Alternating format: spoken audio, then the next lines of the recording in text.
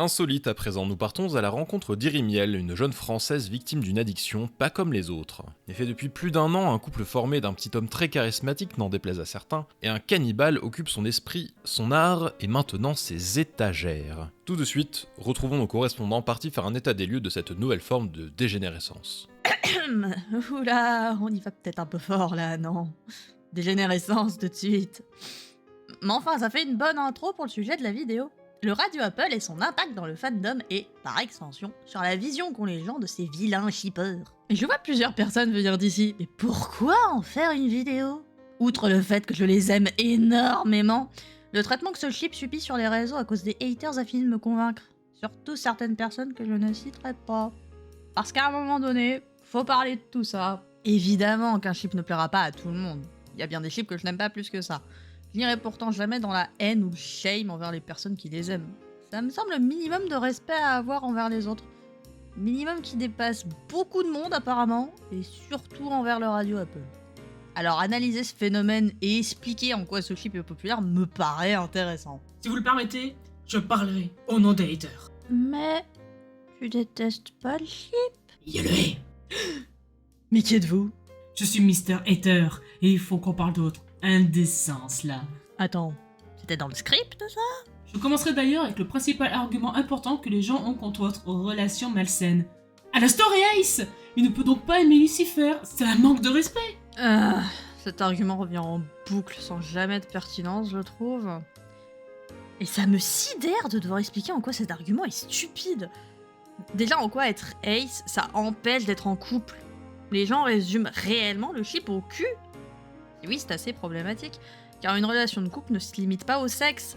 Et heureusement d'ailleurs. Ensuite, respectueux pour qui? Le personnage. Ce sont des fans créations, ça n'impacte pas la série. Et le mettre en couple n'est pas un truc atroce ou immoral. Pour la communauté Ace alors. Et là, on touche à quelque chose. Mais pas pour les raisons que vous pensez. Car si on passe un peu de temps dans la communauté Radio Apple, on croise beaucoup de personnes adorables, tolérantes, mais surtout, pour une grande partie, Ace.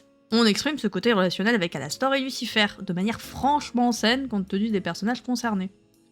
De mon côté, je me suis beaucoup reconnue dans Radio Apple. La relation que j'ai avec mon copain, c'est totalement le côté enemy to lovers que je vois dans le Radio Apple. Ce ship a tellement été un déclic que je me suis rendu compte que j'étais Ace et que c'était ok de l'être et d'en parler à son partenaire.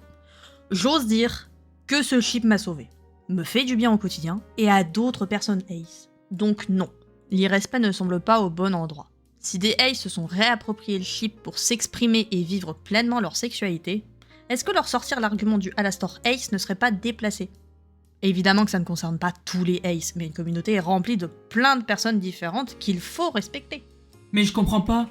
On m'a toujours dit qu'Alastor était Arrow Ace et pas juste Ace. C'est pas du tout la même chose. Le côté aromantique n'ayant qu'une seule source, un live de Faustis et pas de Vive qui plus est, ce n'est pas le canon actuel. Pour une fois, j'en viens à remercier le merch officiel qui a bien mis Alastor comme Ace. Et même si Alastor était Arrow Ace, ça ne change pas grand chose à mon argumentaire. Une personne aromantique peut très bien avoir un partenaire dans sa vie. Justement, ça peut être intéressant pour les personnes concernées de s'exprimer avec ce perso. Et oui, il y a aussi des Arrow Ace dans la communauté Radio Apple. Vu que le principal argument est invalide, que valent les autres? Ouais, assez parlé de la sexualité d'Alastor là. Et Lucifer, je te signale que, même si les récents merch officiels l'ont bien défini comme pan, il est toujours avec Lilith.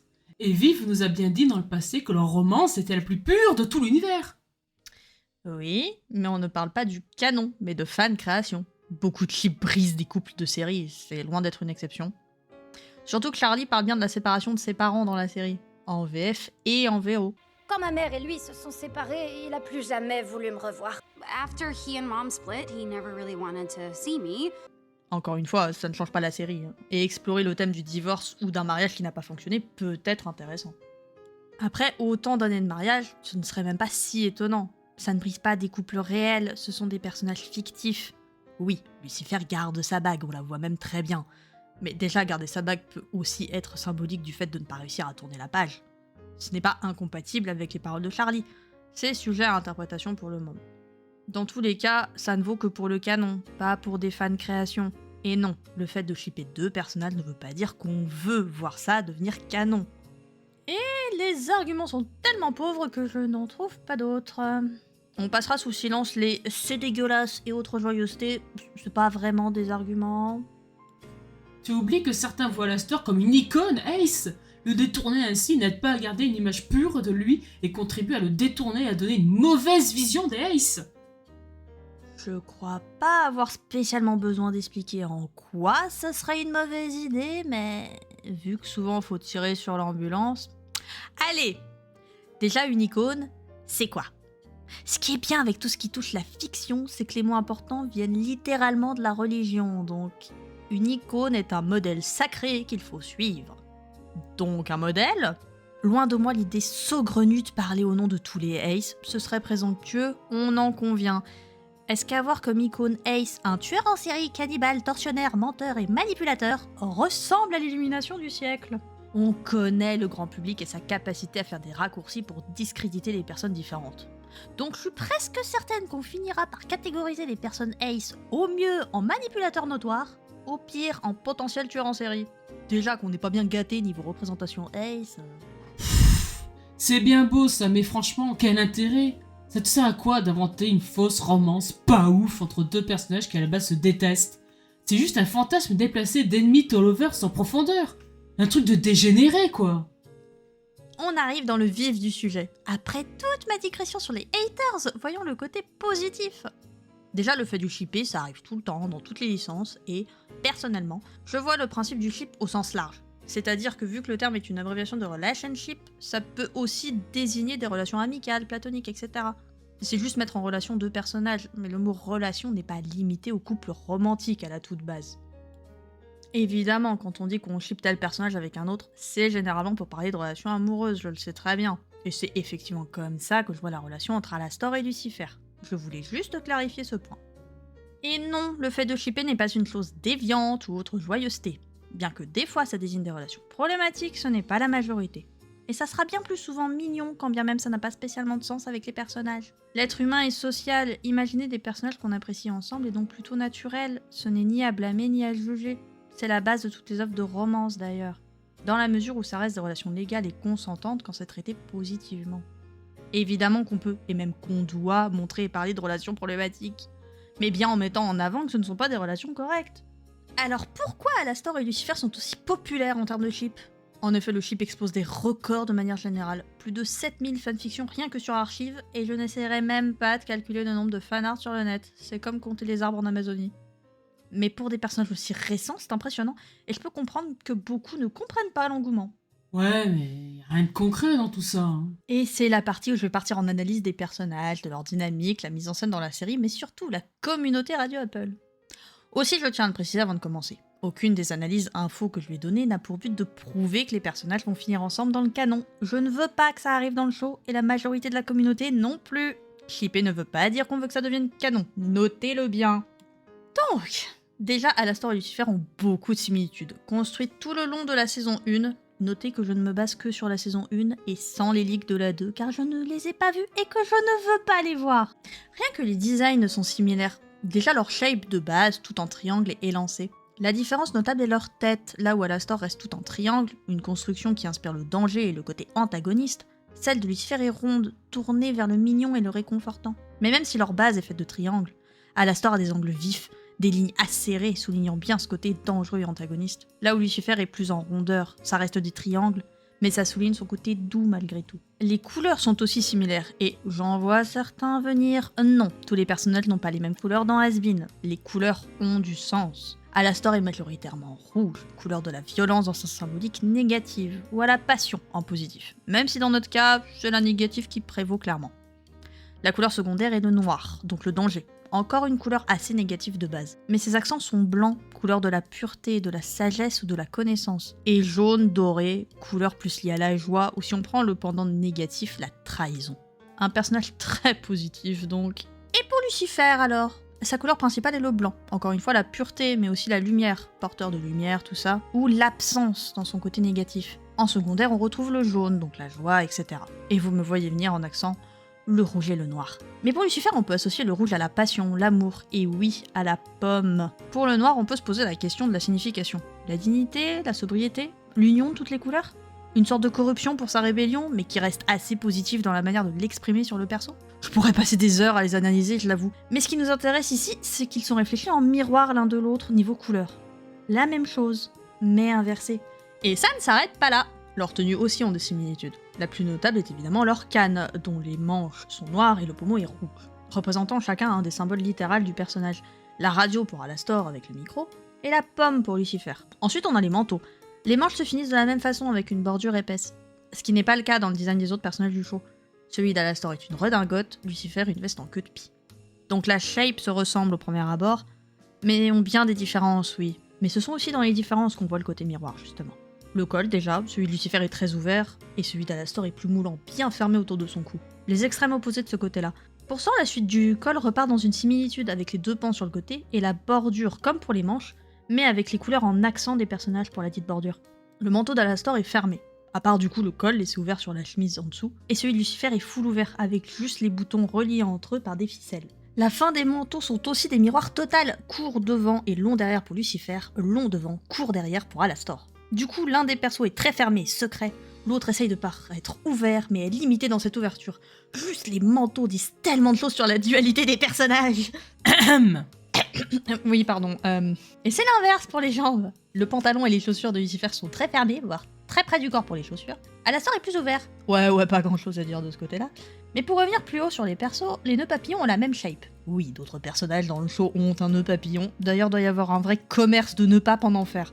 Mais un seul a l'exacte même shape que celui d'Alastor et Lucifer, Serpentius, un Sinners serpent, et ça me tue de rire. Bref, parlons maintenant des accessoires, et ça va aller plutôt vite.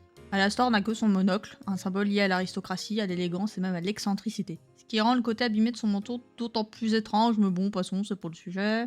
C'est donc un symbole de personne haut placée, pour un Overlord c'est normal, et il fait d'autant plus gentleman et sophistiqué. Les couleurs sont aussi importantes, rouge et noir, soit les couleurs principales et secondaires du personnage, mais avec un reflet blanc le traversant, un des accents. Ouais, le monocle à lui seul résume très bien le personnage. Pour Lucifer, c'est un petit peu plus conséquent. On va en parler directement, oui, il a sa bague de mariage, elle fait partie de la couleur secondaire du personnage. En second vient le chapeau haute forme, qui résume presque entièrement le personnage comme le fait le monocle pour Alastor, un symbole de respectabilité, de richesse, de dignité, d'un rang social élevé. Le tout décoré de ses symboles forts, le serpent et la pomme. Comme pour Alastor, encore une fois, les deux couleurs principales et secondaires de Lucifer sont sur le chapeau, le blanc et le jaune. Et je n'oublie pas non plus la couronne, en or comme pour la bague, qui rappelle sa royauté. Le chapeau est aussi accentué par le rouge, présent sur la doublure du manteau. Je ne peux pas m'empêcher de rappeler que le monocle et le chapeau haute forme font partie de la panoplie du parfait gentleman. Ouais, bon, ils se ressemblent un peu, quoi. Pas la peine de faire tout un fromage. Voyons les formes démoniaques maintenant. Je pensais pas en parler, mais après m'être quand même penché dessus... Ah, il y a des trucs à dire. Dans les deux cas, les yeux s'inversent en termes de couleur. Le rouge laisse la place au noir pour Alastor, le jaune laisse la place au rouge pour Lucifer. Leurs cornes, bois, poussent et prennent de la place dans la shape globale. Alastor voit des tentacules apparaître dans son dos, Lucifer, des ailes. Alastor a une lumière verte sur lui et qui brille autour de ses mignons comme une aura. Lucifer, c'est une lumière jaune dorée, rappelant sa sacralité. Mais une des choses qui change, et uniquement chez Lucifer, c'est sa couleur principale. Le rouge auparavant en accent devient principal, reléguant le blanc en couleur secondaire et le jaune en accent. La violence prend le dessus sur lui à ce moment-là. Ce qui fait qu'en full démon, Alastor et Lucifer ont la même couleur principale, le rouge pour la violence. Leur secondaire étant les exacts opposés, le noir pour Alastor, le blanc pour Lucifer. Évidemment, il y a aussi des différences, et c'est logique. Mais ça reste les mêmes différences que pour leur apparence de base. Ok, ils ont des ressemblances physiques, mais côté action, ça ne matche pas. On peut noter que ce sont les seuls personnages à avoir tenu tête à Adam, avec Charlie, qui est d'ailleurs la première à le blesser. C'est marrant de noter qu'Alastor et Lucifer ont frappé Adam à main nue, entre guillemets, sans arme angélique, du moins. Et Charlie et Nifty l'ont planté. Oui, je ne compte pas Nifty comme ayant tenu tête à Adam, elle l'a planté dans le dos, il n'a jamais pu se défendre contre elle. J'aime aussi qu'Adam ait perdu son sang-froid à cause d'Alastor et son masque à cause de Lucifer. Mais je divague. Avoue, t'as rien de plus que ça. Bref, les chara-designs sont faits. Mais il n'y a pas que ça. Dans la saison 1, 4 chambres ou espaces personnels sont clairement montrés. Celle de Charlie et Vaggie, évidemment, même si elle est hyper rangée, laisse assez peu transparaître leur personnalité, à part un petit cadre tout chou avec leurs photos. Celle d'Angel, normal aussi, il a tout un épisode dédié, c'est un des personnages les plus importants de la série, et elle est déjà bien plus personnalisée. Mais les deux qui nous intéressent, et vous me voyez venir, ce sont celles d'Alastor et Lucifer. On pourrait me dire que ce ne sont pas leurs chambres. Ça a plus l'air d'un atelier du côté de Lucifer par exemple. Mais Et la nuance est importante, ce sont des pièces qui en disent beaucoup sur les personnages et qui ont l'air d'être leur lieu de vie ou détente principal. Déjà pour Alastor, c'est quand même très clairement sa chambre, même s'il n'y a aucun lit. Il prend bien son petit déjeuner à cet endroit, la salle est dans l'hôtel, tout indique que c'est bien une chambre. D'ailleurs, super Vaggy d'être entré apparemment sans autorisation et sans toquer, vu que tu tiens Kiki dans la main. Oui, je t'ai grillé, Vaggy. Donc les similitudes, on disait. Les deux endroits sont, si on regarde bien, très tournés vers le passé des personnages. Le bayou et squelette d'animaux terrestres pour Alastor, les tableaux de sa vie de famille avec Charlie et Lilith pour Lucifer. Ce sont des lieux nostalgiques, mais ils dépeignent aussi la personnalité des deux. Faussement carré et ordonné pour Alastor, avec son bayou prenant la moitié de la chambre, les squelettes disposés en décoration un petit peu partout, sur le mur pour le grand crocodile, un serpent dans la bibliothèque, un crâne humain sur la cheminée avec d'autres ossements. La présence de nombreux squelettes lui donne un côté morbide, surtout quand on remarque que la majorité sont des mâchoires ouvertes et semblant sourire. Aller dans la chambre d'Alastor, c'est entrer dans la gueule du loup. Même sa cheminée a une forme de mâchoire, avec les deux chandeliers en forme de bois de serre. La vérité, la cheminée, c'est Alastor. Le parquet, les plinthes et le papier peint sont abîmés à plusieurs endroits. Papier peint rayé, comme pour rappeler les barreaux d'une prison d'ailleurs. Les cadres sont disposés tout autour de la cheminée, plutôt bien accrochés, dans un ordre qui paraît carré, mais ils sont quasiment tous penchés. Un ordre déluré et fou. Surtout vu que les deux fauteuils devant la cheminée sont en parfait état et placés de manière ordonnée, symétrique, comme les deux bougeoirs sur le rebord de l'âtre. Et n'oublions pas le lustre un petit peu penché, avec deux ampoules cassées, mais pourtant avec un design simple et symétrique. Rien ne traîne par terre, les livres sont à leur place dans la bibliothèque, bien que posés de manière un peu désordonnée. Les cadres cités plus tôt ont tous des photos de paysages et non de personnes. Ils sont plus attachés à un lieu, sûrement le bayou, qu'à des gens. Bien que le duo de fauteuils tende à montrer qu'il n'est pas fermé à un petit peu de compagnie. Petit détail intéressant à noter, sur les portes de la bibliothèque, on remarque la présence de VV sur la porte de droite, mais pas sur celle de gauche. Les VV étant des symboles de protection dans le vaudou, ça peut être pour protéger quelque chose. Notons aussi les couleurs de sa chambre. Une majorité de bleu, surtout à cause du bayou, une ambiance étonnamment calme et détente. Le bayou a un côté très féerique avec ses couleurs pastel et son bleu omniprésent, qui est donc l'inverse de ce qu'Alastor montre au quotidien. Rouge pour la partie plus classique de la chambre, et en complémentaire, le vert. Ce qui fait un triangle qu'on appelle d'ailleurs la couleur complémentaire fractionnée dans la théorie des couleurs. Lucifer maintenant. Bordélique, avec pourtant une certaine logique. Bien sûr, ce qui saute aux yeux dès la première frame, ce sont les centaines, que dis-je, milliers de canards présents dans la pièce.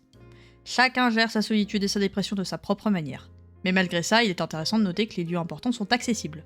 Le chemin entre la porte et le bureau de l'atelier est nickel, le bureau aussi, tous les outils sont bien rangés, c'est ordonné. La zone pile devant les cadres de sa famille est exempte de canards, sûrement qu'il passe du temps devant. Détail intéressant, il y a une sorte de pantin en bois avec la même tenue que Charlie.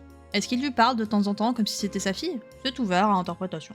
Pareil au niveau de sa table. Oui, il y a une armée de canards en dessous, mais sur la dite table, le service à thé est organisé. Tout est propre et prêt à être utilisé. La présence de deux petits canards, un sur chaque chaise avec un adorable chapeau de fête, rend la scène touchante et même assez triste.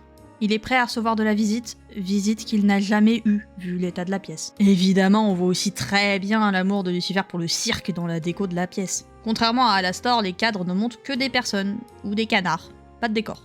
On voit une bibliothèque dans le fond, avec aucun canard dedans, alors que la commode dans le coin opposé en est pleine à craquer. Commode qui est, avec le bureau, les seuls meubles blancs et dorés de la pièce. Le reste des meubles sont noirs et rouges, avec des accents dorés, ce qui fait que l'atelier de Lucifer est majoritairement rouge et noir, avec des accents blancs et dorés. Si vous me suivez depuis le début de la vidéo, c'est donc la palette d'Alastor, soit le miroir de Lucifer. La pièce est son miroir inversé, elle montre ce qu'il tente de cacher. C'est bon, t'as fini là? Outre leurs pièces, d'autres petits détails, anodins au premier visionnage, me semblent intéressants à notifier, dont un premier plutôt cocasse. Dans l'épisode 4, Alastor est symbolisé par la carte du roi de pique dans le flashback de Husk. Et dans l'épisode 5, une carte apparaît tout aussi clairement pour Lucifer dans la chanson El Gretes Dad, l'As de cœur. Pour Lucifer, elle est en présence de deux autres cartes, mais l'As de cœur me paraît bien plus pertinent à analyser de par la dualité du dessin représenté dessus. Pourquoi ces deux cartes ont attiré mon attention? J'adore le symbolisme d'une part, et d'autre part, ce sont les seuls personnages représentés par une carte tête avec un dessin de face et en dualité. Husk est bien représenté par la carte du cavalier de carreau, mais le dessin est de profil et complètement symétrique. Le roi de pique déjà. Alors j'ai croisé plusieurs résultats et connaissances que j'avais, toutes les sources seront dans la description si jamais. Majoritairement utilisé pour représenter une personne autoritaire et contrôlante, faussement charmante, avec un grand sens de la logique et de la manipulation. Vraiment aucun lien avec Alastor donc, c'est du sarcasme. Et l'As de cœur. Majoritairement utilisé pour représenter l'amour, l'as étant associé au renouveau, au commencement, à un nouveau point de départ, mais Comme la carte de Lucifer a un côté sombre, je me suis aussi penchée sur le côté négatif de l'as de cœur. Le chagrin, l'amour non réciproque ou la manipulation émotionnelle. J'ai aussi trouvé que l'as de cœur était un symbole récurrent de la communauté Ace pour représenter les personnes n'étant pas aromantiques. Les deux cartes ont en dessin les deux personnages représentés de face, avec le côté inférieur arborant un visage d'ombre, aux yeux blancs ornés d'un grand sourire effrayant. A noter que le micro d'Alastor est noir du côté de l'ombre, et pour Lucifer c'est le bas de sa canne qui est représenté. Le micro coloré et les pommes sont donc du côté positif de leurs cartes respectives. Petit fun fact, As se disant Ace en anglais, il est donc assez drôle de constater que le roi est représenté par l'As et le personnage Ace par le roi. Encore quelques détails, les deux personnages proposent à l'hôtel de manger à la fin d'un combat, Alastor avec le jambalaya dans le pilote et Lucifer avec les pancakes dans l'épisode 8. Pour Alastor, c'était apparemment un plat de sa mère, donc sûrement lié à un sentiment de réconfort. Et j'extrapole un peu, surtout que le pilote n'est plus canon, mais c'est intéressant à noter quand même. Et les pancakes peut être vus comme un plat familial, avec un peu le même but réconfortant, mais sûrement plus sincère pour Lucifer. Et dernière chose, la mise en miroir claire des deux chambres d'Alastor et Lucifer dans le nouvel hôtel, qui se font littéralement face. Bref, beaucoup de choses qui les lient, que ce soit une grosse similitude ou une écriture en miroir, et j'adore les personnages écrits en miroir. En conclusion, le Radio Apple est un phénomène impressionnant, que personne n'avait vu venir, je pense. C'est tellement un phénomène intéressant que Viv elle-même like tes fanarts Radio Apple. C'est donc un chip apprécié par la créatrice elle-même. Pour beaucoup de raisons, il est autant adoré que détesté par la communauté. Alors qu'encore une fois, on ne veut pas que le chip devienne canon. Bien que je trouve la haine injustifiée et très mal dirigée. Rien ne justifie de haïr quoi que ce soit et d'attaquer les gens pour ce qu'ils aiment. Je sais très bien que je risque d'avoir des commentaires de haine, etc. sur cette vidéo. Je ne compte pas les supprimer, ça étayera mes propos dans un sens. Posez-vous les bonnes questions. En quoi venir cracher sa haine sur une relation amoureuse fictive et légitime? En quoi insulter et harceler des gens qui créent des œuvres autour d'une chose qu'ils aiment est normal? N'oubliez jamais qu'il y a des personnes derrière les gens qui partagent les dites œuvres, qui ont leur raison personnelle de faire ça. Ce n'est pas de la propagande, ce ne sont pas des êtres dégénérés, ce sont des êtres humains. Ignorer les choses que l'on n'aime pas et plutôt se focaliser sur ce qu'on aime est bien plus sain. Plus vous vous concentrez sur les choses qui vous font du mal, plus c'est à vous que vous faites du mal. On peut avoir des avis contraires et les développer intelligemment, mais juste balancer de la haine, vous vous blessez aussi. J'aime le Radio Apple.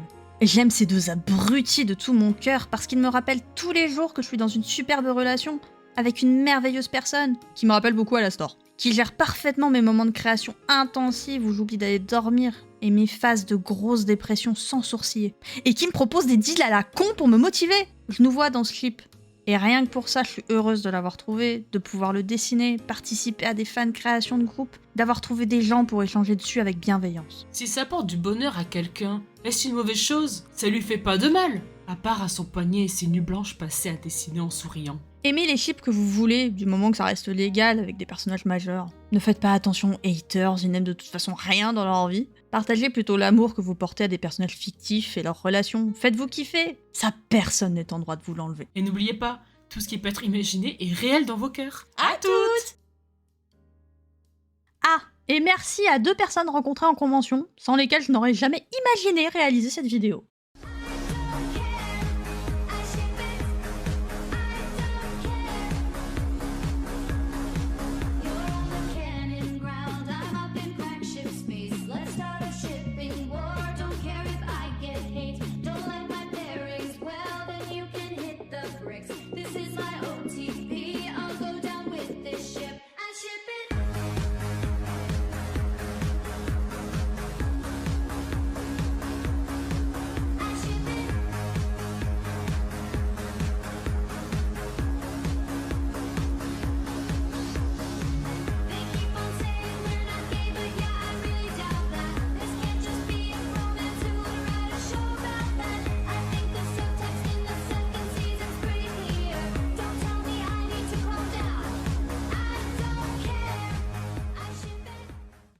C'était pas très fit-fit. Fâché.